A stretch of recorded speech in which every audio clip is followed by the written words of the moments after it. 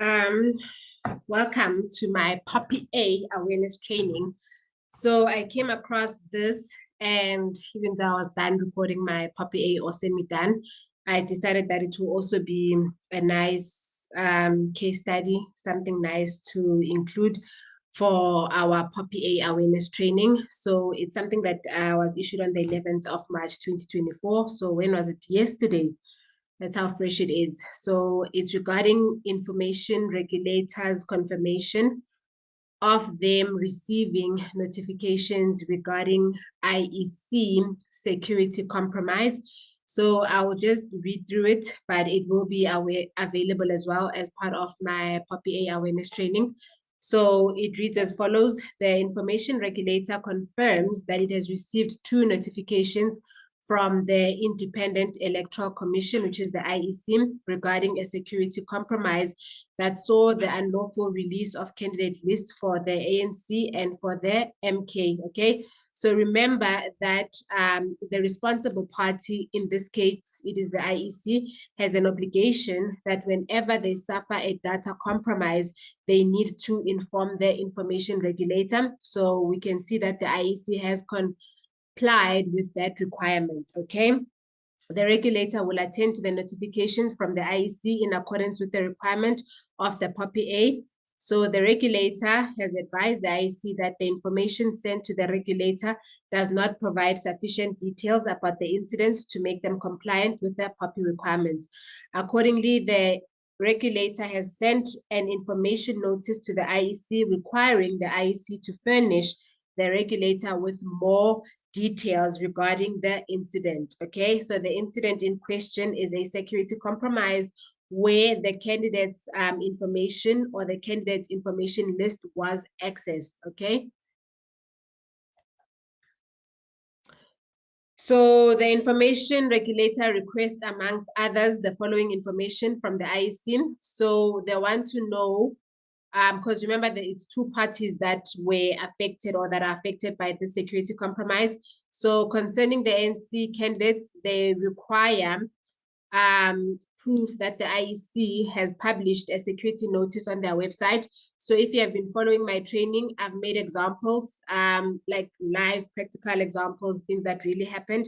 One example was a data breach back in November 2020 that was suffered by ABSA, and I have displayed a notice of what it looked like on their website. So it means that maybe it was not available at the time of this notice being issued by the information regulator. So now the information regulator is asking the IEC to provide proof that the security compromise notice was published on their website. And then regarding the security compromise involving the MK, suppose also the ANC candidates, they need proof of written notification to the MK party. Remember when I was making ABSA as an example, I did say that they had sent us SMSs as the data subjects that were affected by the data breach. So now the information regulator needs this proof from the MK. So whenever your organization suffers a data breach or a data compromise or a security compromise, you need to have proof that you have communicated to the data subject. So just to reiterate, the data subject is the person whose personal information is being processed by the responsible party. In this case, the responsible party is the IEC, okay? And then the information regulator also required the confirmation of the number of data subjects impacted by the security compromise. And then regarding both parties, which is the ANC and the MK, provision of sufficient information to allow the data subject to take protective measures against potential consequences of the compromise, okay? Like when I do the training, I make like a silly example. Let's say maybe somebody's address, which is also personal information, has been accessed, you know? Let's say maybe it was available at Shuguma Enterprises. I hope Shuguma Enterprises is not a real organization, because I like using this example of Shuguma Enterprises for my training. So let's say Popi Mahlangu's address has been accessed and she's working at Shuguma Enterprises. So in notifying Popi Mahlangu, Shuguma Enterprises must say, Popi Mahlangu, your address has been leaked. Now people know where you stay. Maybe you can beef up security. etc., etc., etc. So it's informing the data subject what protective measures to take against the potential consequences of the compromise. Okay, so the one of the address and Popi Mahlangu's address being accessed from Shukuma Enterprises is a practical example that I use of measures that you would relay to the data subject, measures to take to protect themselves from the data compromise. Okay. And then details is how the unauthorized person accessed the information of a data subject. So it looks like they did not provide this information. So the APSA notification, which was a data breach that happened in November 2020, that one was very concise and included all the details that are required by the POPIA, okay? Addressing this one of how the unauthorized person accessed the personal information.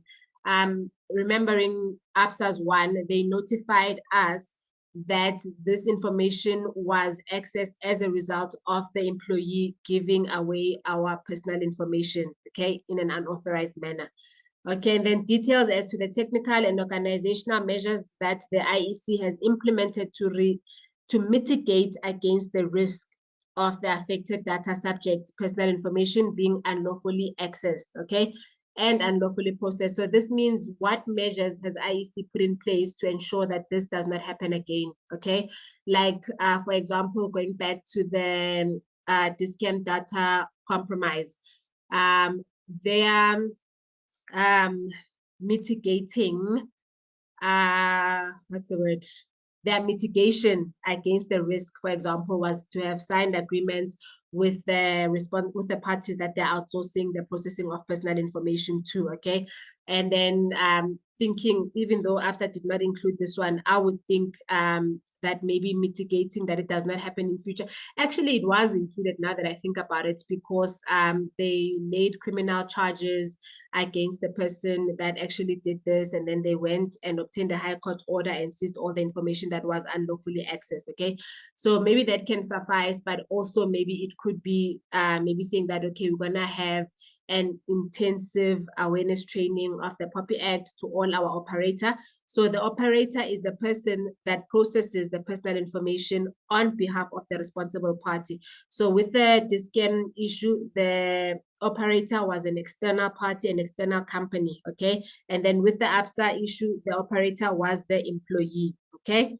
So this is it. Okay, let me just go through a nice summary that I made from this case. So these are the takeaways from the regulator's notice request notification.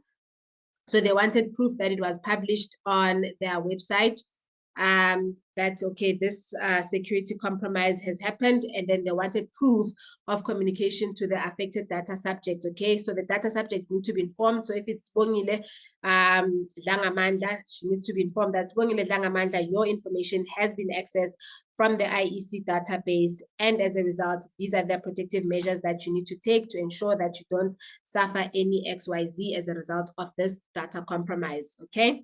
So here is the details to the technical and organizational measures that the IEC has implemented. So they need to also communicate what they're gonna do to make sure that this does not occur in future. Okay, so it would be interesting to watch this develop. And as it develops, I will also include it as part of my training.